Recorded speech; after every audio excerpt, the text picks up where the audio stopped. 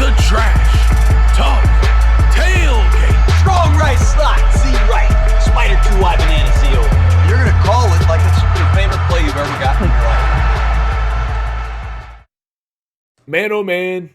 I feels like this week is a week of names that we haven't heard in a while doing amazing things. And we've got the greatest quarterback to ever play football, Joe Flacco, returning.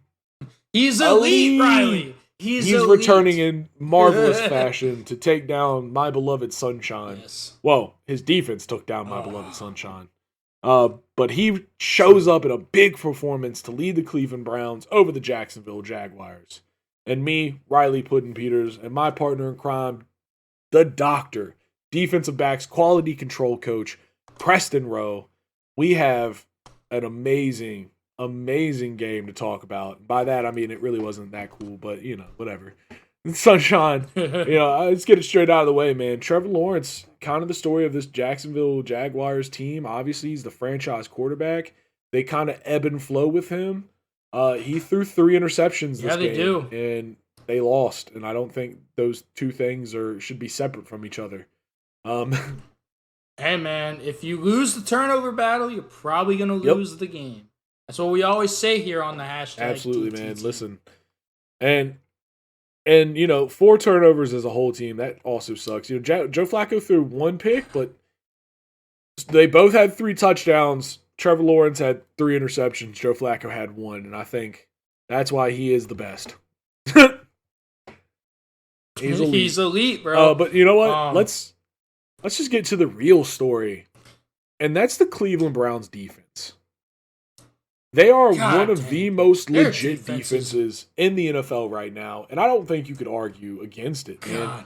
Listen, this Jacksonville Jaguars team, they came in this game 8-4, right? They have done a very good job of consistently moving the ball against everyone. They can run it, they can throw it. They just find a way to move the ball, whatever the defense gives them. Doug Peterson is a great coach. Mm-hmm. Trevor Lawrence and Travis Etienne are a dynamic backfield duo.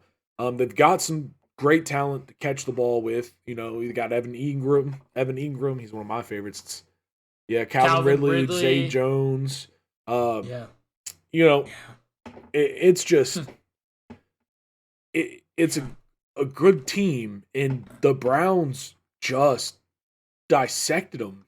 It felt like. I mean, these are some stats. They got 4 sacks, 8 tackles for loss, 10 pass deflections, and 12 quarterback hits. 12 quarterback hits. Trevor Lawrence was getting berated back there, dude. I mean, yeah, man. He was getting beat like a redheaded stepchild, to use a term that no one's heard in 20 years. Through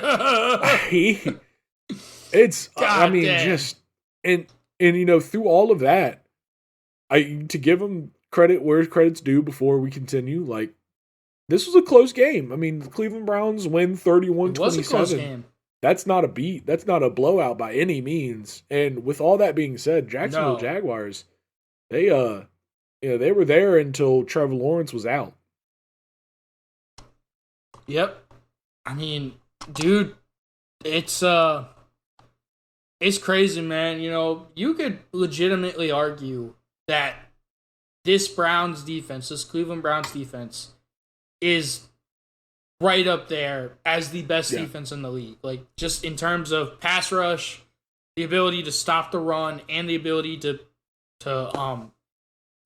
nullify a pass game and get after quarterbacks. Like, I mean, I'd probably have the 49ers right up there with them. In the head-to-head, who won? Absolutely. Browns did. I mean, and here's the thing, dude. Like, we made jokes about Joe Flacco. I mean, dude, Joe Flacco, he came in and performed way better than you would fucking really expect. Well. Let's put it that, just to be light.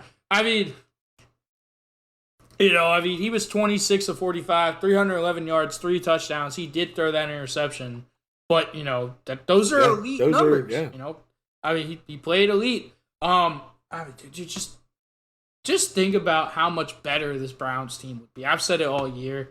Whenever we talk about them, just think about how much better they would be if they still had Nick Chubb. Yeah. Nick Chubb is legitimately maybe the best pure running back in the league. Like, just as a downhill runner, who are you taking over Nick Chubb when he's healthy? Like, seriously. I mean, a pure downhill runner. I mean, maybe Derrick Henry, like a fool. Yeah. Maybe Derrick Henry. I mean, yeah, but a pure downhill runner, yeah. 'Cause, I mean, obviously the argument would. The only one of the other people that you would think of would be CMC, but you can't even consider him a pure downhill runner by any stretch. He does a little bit too much of everything. I mean, he's a better all-purpose back. He's a better all-around pure back. runner. Nah, yeah, Nick Chubb. I mean, Nick Chubb's an elite running back, dude. He is, and I mean, the other thing, like Travis Etienne coming into this game was 5th in the league in rushing. Yep. Like, they have a really solid run game. Travis Etienne has really come on strong this season, running back. And they shut him down. He had 14 carries for 35 yards. They averaged 3 yards a carry as a team. Like, and the Jaguars did. I mean, Travis Etienne had more receiving yards than he had rushing yards. Like, that's a stat. Yeah. Yeah, dude. 4 catches for 37 yards. I mean, this Browns team, man, I mean, they are loaded. They've got David Njoku. He had 6 catches for 91 yards, 2 touchdowns. Amari Cooper, 7 catches for 77 yards. You know, even Elijah Moore, 3 catches, 42 yards. I mean, dude, they are loaded. You know, Jerome Ford, he's played really well. Stepping in for Nick Chubb, 12 carries for 51 yards. He's had a good year. On the season. Also, we can't forget about the big David Bell. Dude, he had 1 for 41, but that thing was a gasher for a touchdown. Big play. Yes, it was. Yeah, David Bell. Shout out Purdue. But dude, I mean, I don't know why people don't say this. We'll talk about this more. This one made me mad. Hold on, sorry. This one made me so fucking mad. Watch. Yeah. What? Well, let me see. Just look.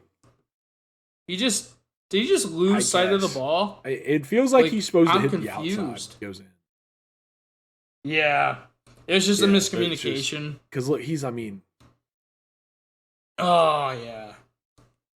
Yeah, he's confused. He's like, bro, why'd you throw it there? Yo, what happened? You know? Oh, dude. He's like, come on, dude. See that shit. Yeah. Yeah, man. But I mean, we'll talk about this later when we talk about our MVPs. But dude, people need to really start considering Myles Garrett for legit MVP. Yeah, he's an amazing player, dude. Because what this Browns defense has done, despite losing Deshaun Watson and having to go to Joe Flacco, who was sitting on his couch, like they their defense has kept them in every single game this year. And is a big reason why they're winning all these games. Yeah. Like, their defense has been unbelievable, and it all starts with their defense has played through 4 quarterbacks? They've won with 4 quarterbacks. So. That's... Yeah. I think so. I think you're right. Obviously, Deshaun Watson. Then they had P.J. Washington. Shout out the XFL. P.J. Walker. Yeah, P.J. Walker. P.J. Walker. Shout out the XFL. And then who's the other guy? Torian Thompson Robinson. DTR. And now Joe Flacco. Yeah. Shout out Ravens Ronnie. God, dude. Elite. Best quarterback ever. Oh, dude. Wouldn't it be amazing if the Browns and the Ravens met in the playoffs and Joe Flacco pulled the upset against the Ravens? At this point, that's all I want to happen. Wouldn't that be awesome? That'd be fucking hilarious, dude. The city of Baltimore getting beat by Joe Flacco himself. They would fucking burn that place down to the ground again. Allow me to reintroduce myself. Oh, man. Yeah, this was, listen, God. There's really not much to say besides the Browns handled the lines of scrimmage on both sides. They continued. It's almost like building up in the trenches and having great offensive and defensive lines is a recipe for success, Riley.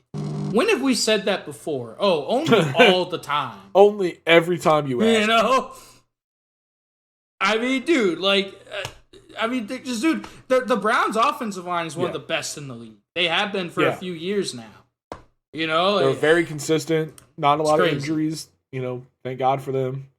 And that means a lot, dude. Yep. The longer those guys play together, the better it is. That's just a fact. There's nothing that can stop. Time is the best thing for a cohesive offense. That's just a fact. This is true. This is true. Honestly, man, I don't have much more to say besides, Trevor Lawrence, obviously he goes down.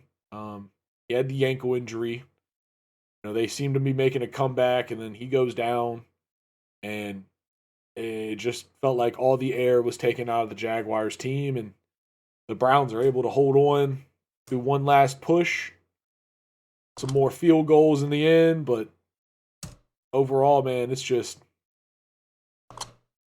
I mean, it really feels like this Jaguar team is going to live and die on Trevor Lawrence's shoulders, which is how it should be if you got a franchise quarterback. That's what you got to do.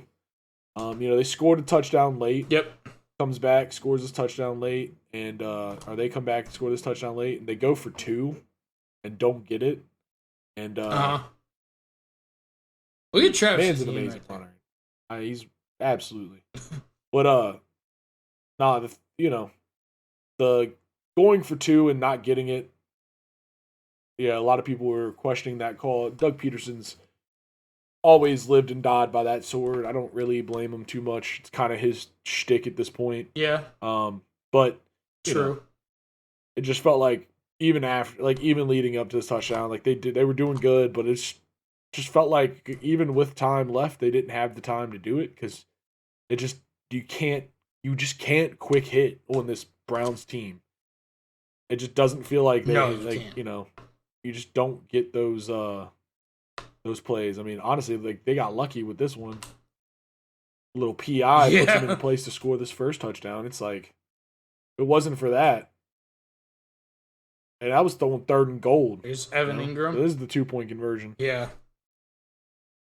And then, once you miss this 2-point, you're like, all right, well, even with the onside. You have no timeouts left. Like, you got to get the onside. Even with it, you have to score a touchdown now. Yep. Bloop. Let's kick a dinker. Woo. Oh, that's a horrible onside kick. No good onside kick. This is true. I mean, you got to get it to bounce just right. Like, you could argue it's the hardest thing to do. An onside kick for sure. And statistically, one of the hardest things to do. I think the goal should just be the kicker aim at one of the front guys' faces and boot that bitch full speed. Bounce it right off his helmet. Fucking pull a water boy right off his doink. Yep. Either that or do the rugby kick. There's my bitch. Yeah, dude, right. There's my bitch. Yeah, dude. Or do a rugby where you just loop that bitch up and hope one of your players can get through all the chaos and catch it. That's really it.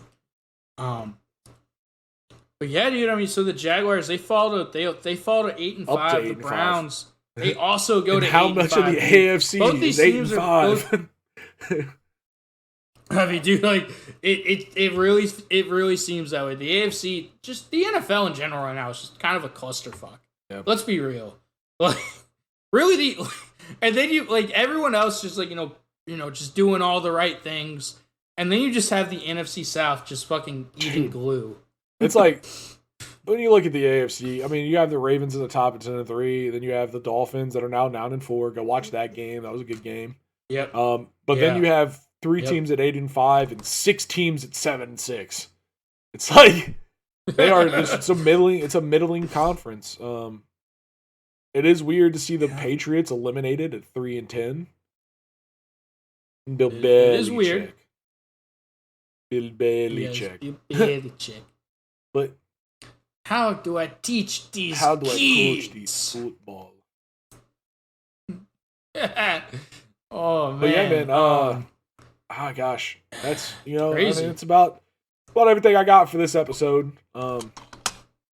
Yeah, dude, the Jaguars, they go on the road and they lose to the Cleveland Browns 31-27. But We got to clean up, y'all. Please keep checking out all of our other episodes. We've got some great football coming at you. Obviously, it's about to be bowl season. Obviously, the NFL playoffs are coming. Mm-hmm. Just stick around. Keep following with us. Keep watching the videos. We appreciate all the support. For this episode, we got to clean up, y'all, and get out of here. Peace.